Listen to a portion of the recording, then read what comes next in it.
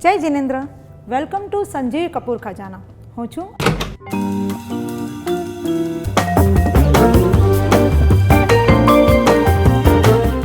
તો toast sandwich બનાવવા માટે સામગ્રીમાં લેશું આપણે ચટણી બનાવવા માટે કોથમીર, ફુદીનો, લીલા મરચાં, લીંબુનો રસ, સાકર, સ્વાદ પ્રમાણે મીઠું, જીરું, બારીક સેવ, બાફેલા કાચા કેળાનું પૂરણ, બારીક ચોપ કરેલા કેપ્સિકમ, બાફેલા સ્વીટ કોર્ન, હળદર પાવડર, લાલ મરચું પાવડર, ગરમ મસાલો, બારીક સુધારેલા લીલા મરચાં, બટર, સેન્ડવિચ બનાવવા માટે બ્રેડ. તો ચાલો આપણે જૈન ટોસ્ટ સેન્ડવિચ બનાવવાની તૈયારી કરશું. જેની માટે આપણે પહેલાં ચટણી બનાવી લઈશું. ચટણી બનાવવા માટે આપણને લાગશે કોથમીર, એની અંદર આપણે ફ્રેશ ફુદીનો નાખશું, બારીક લીલા મરચાં,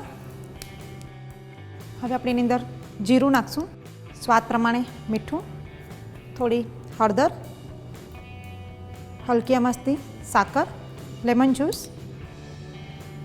અને આપણે એની અંદર બારીક સેવ નાખશું.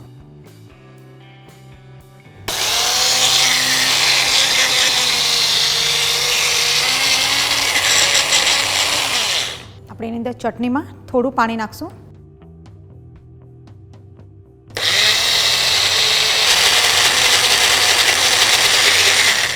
આપણી ચટણી આ તૈયાર થઈ ગઈ છે. હવે આપણે એને એક બાઉલમાં કાઢી લઈએ. આ આપણી ફ્રેશ કોથમીર ને ફુદીનાની ચટણી તૈયાર થઈ ગઈ છે. આપણે આની અંદર સેવ નાખી છે, પણ તમે ચાહો તો શેંગદાણા પણ નાખી શકો છો. પણ સેવથી એની એક થિકનેસ બહુ સરસ આવી જાય છે, તમે જે જોઈ રહ્યા છો. હવે આપણે જે સેન્ડવિચનું પૂરણ છે એની તૈયારી કરશું. એની માટે આપણને લાગશે કાચા કેળા જે બાફીને રાખ્યા છે આપણે, જેનો આપણે છુંદો પણ કરી લીધો છે. એની અંદર આપણે બારીક સુધારેલા કેપ્સિકમ નાખશું. નોર્મલી લોકો ટોસ્ટ સેન્ડવિચ ખાલી કાચા કેળાની જ બનાવે છે, પણ આપણે અહીંયા થોડું વેજીટેબલ્સ નાખશું.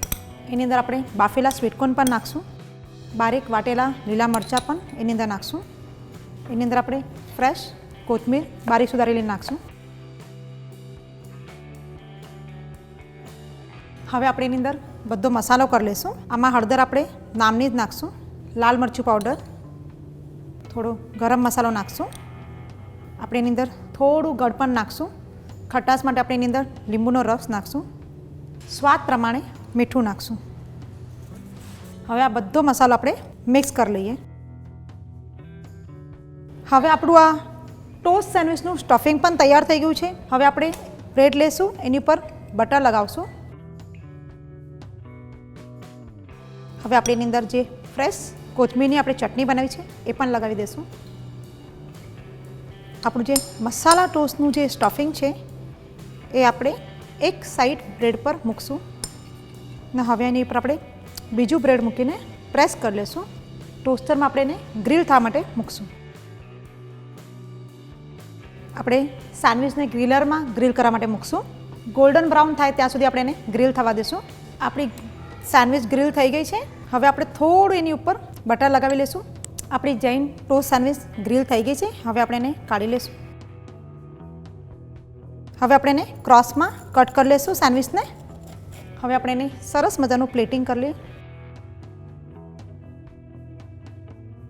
ગરમા ગરમ ટોસ્ટ સેન્ડવિચને આપણે ચટણી સાથે સર્વ કરી લઈશું. આ આપણી જૈન ટોસ્ટ સેન્ડવિચ તૈયાર થઈ ગઈ છે. ગરમા ગરમ ટોસ્ટ સેન્ડવિચ અમે અહીંયા બનાવી છે. તમે પણ ઝટપટ આ રેસીપી નોંધ કરીને ઘરમાં વાનગી બનાવો.